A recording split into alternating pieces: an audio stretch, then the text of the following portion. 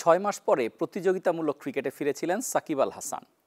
পিএসএলে নাটকীয়ভাবে সুযোগ হয়েছিল তার, কারণ ৮ মে যখন ভারতের সঙ্গে সংঘাতে পিএসএল বন্ধ হয়ে যায় তখনও ঠিক পরিষ্কার ছিল না যে আবার শুরু করা যাবে এত তাড়াতাড়ি। কিন্তু ১৮ই মে ঠিক ১০ দিনের মাথায় যখন আবার শুরু হয় তখন বিদেশি অনেক ক্রিকেটারকে পাওয়া যাচ্ছিল না। সেই সময়ে সুযোগ হয় সাকিব আল হাসানের। লাহোর কালান্দার্সের হয়ে তার ডাক পড়ে এবং তিনি আসার পরে ম্যাচও খেলেন। কিন্তু কেমন করেছেন তিনি, আর সেই ম্যাচগুলোর বিবেচনায় সাকিবের ক্রিকেটীয় ভবিষ্যৎই বা কী দেখা গেল, সেসব নিয়ে আলাপ করব। সবাইকে স্বাগত জানাচ্ছি লেটস প্লেতে। আপনাদের সঙ্গে আছি আমি রাকিবুল হাসান।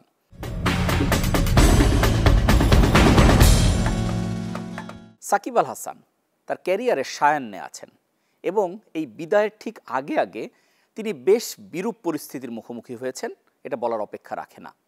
কারণ বাংলাদেশের হয়ে তার একরকম অবসর হয়েই গেছে। পরিস্থিতি যা দাঁড়িয়েছে তাতে বাংলাদেশের জার্সিতে আর কখনো খেলা হবে কি না সেটা অনেক বড় একটা প্রশ্ন, অনেক যদি কিন্তু আছে সেখানে। কারণ তিনি আগ্রহ জানানোর পরেও তার ব্যাপারে যা যা হয়েছে, যেহেতু তিনি রাজনীতিতে জড়িয়েছিলেন, সংসদ সদস্য ছিলেন, তার নামে মামলা হয়েছে এবং তিনি দেশে আসতে পারছেন না, সব কিছু মিলিয়ে তার ক্যারিয়ারের এটা অন্যতম বাজে একটা সময়। এবং একই সঙ্গে তার ফ্র্যাঞ্চাইজি ক্রিকেটেও দামটা পড়তির দিকে ছিল, খুব বেশি আগ্রহ তাকে নিয়ে ছিল না। তারপরও নামটা যখন সাকিব আল হাসান, তার অভিজ্ঞতার মূল্য তো অনেক। এরকম একটা অবস্থায় পিএসএলের পরবর্তী অংশে যেটা পরিবর্তিত পরিস্থিতিতে হচ্ছে সেখানে সাকিব আল হাসানের ডাক পড়ে এবং আসার পরে তিনি মোট 4টা ম্যাচ খেলার সুযোগ তিনি পেয়েছেন। মানে সুযোগ মানে তার সামনে ছিল 4টা ম্যাচ, তার মধ্যে তাকে 3টা ম্যাচে নেওয়া হয়েছে। এই ঈদে জামা জুতো অ্যাকসেসরিজের ডিসকাউন্ট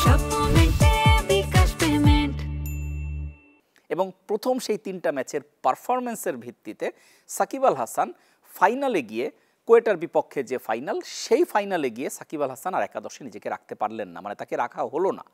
তার বুঝতেই পারছেন যে আগের 3টা ম্যাচ যদি ভালো খেলতেন বা সেই সাকিবকে পাওয়া যেত তাহলে অবশ্যই তাকে রাখা হতো ফাইনালে।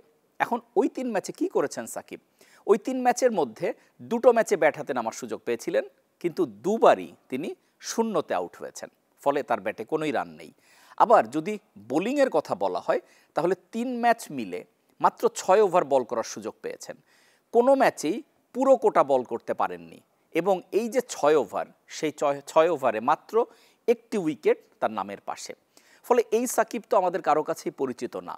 ইনফ্যাক্ট পিএসএলের দল লাহোর তাকে যে আশা নিয়ে এনেছিলেন সেটাও কিন্তু পূরণ হয়নি, যদিও লাহোর চ্যাম্পিয়ন হয়েছে, স্বস্তির বিষয় হচ্ছে সেটি। এখন এই যে পারফরমেন্সের কথা বলা হলো, তাতে করে সাকিবের পরবর্তী যে ফ্র্যাঞ্চাইজি ক্রিকেটগুলো আছে যেখানে তিনি বিভিন্ন সময় খেলেছেন, সেখানে তার আবেদন আগের মতো থাকবে না, এটা বলার অপেক্ষা রাখে না।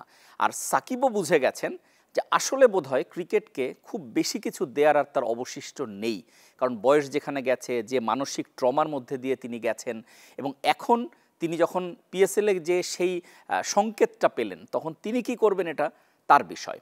আর পিএসএল এবার বাংলাদেশের জন্য বেশ স্মরণীয় হয়ে থাকবে, কারণ লাহোরেই কিন্তু অন্য 2 সতীর্থ ছিল সাকিবের। রিশাদ তো দারুণ খেলেছেন, 13 উইকেট নিয়েছেন, ফলে তার পারফরমেন্স এবং পুরো সিরিজেই তিনি ভালো খেলেছেন যখন সুযোগ পেয়েছেন। তার পাশাপাশি যে পরিবর্তিত পরিস্থিতিতে সাকিবকে নেওয়া হয়েছিল সেখানে মিরাজও জয়েন করেছিলেন, কিন্তু মিরাজ কোনো ম্যাচ খেলার সুযোগ পাননি। তারপরও যেটা বলতে হচ্ছে যে চ্যাম্পিয়ন দলের যে লিস্ট, সেখানে কিন্তু 3 জন বাংলাদেশির অংশগ্রহণ ছিল, রিশাদ, সাকিব এবং মিরাজ। ফলে এটা অবশ্যই একটা বড় ঘটনা এবং বাংলাদেশের বিভিন্ন দেশের, আইপিএল যদি বলা হয়, পিএসএল যদি বলা হয়, এই দুটোই তো সবচাইতে প্রমিনেন্ট কাছাকাছি যে ফ্র্যাঞ্চাইজি লিগ, সেখানে বাংলাদেশের ক্রিকেটারদের থাকার পরিমাণ কিন্তু খুব বেশি না। আমি যদি বিভিন্ন সময় ক্যালকুলেট করি, একটা মৌসুমে 1, 2, 3 জন হয়তো কখনো কখনো সুযোগ পায়। আইপিএলে তো আস্তে আস্তে সেই সংখ্যাটাও কমে গেছে। তারপরও আপনি যদি খেয়াল করে দেখেন যে বাংলাদেশি ক্রিকেটার যে দলে থাকে সেই দলের চ্যাম্পিয়ন হওয়ার হারটা কিন্তু বেশ ভালো। মুস্তাফিজ সেই শুরুতেই শিরোপা জিতেছিলেন সানরাইজার্স হায়দ্রাবাদের হয়ে, সাকিব আল হাসান কেকেআরের হয়ে ট্রফি জিতেছেন, এখন যেটা হলো লাহোর কালান্দার্সের হয়ে জিতলেন। সব মিলিয়ে বাংলাদেশি প্লেয়াররা বেশ লাকি বলতে হবে ট্রফি জেতার বিষয়ে।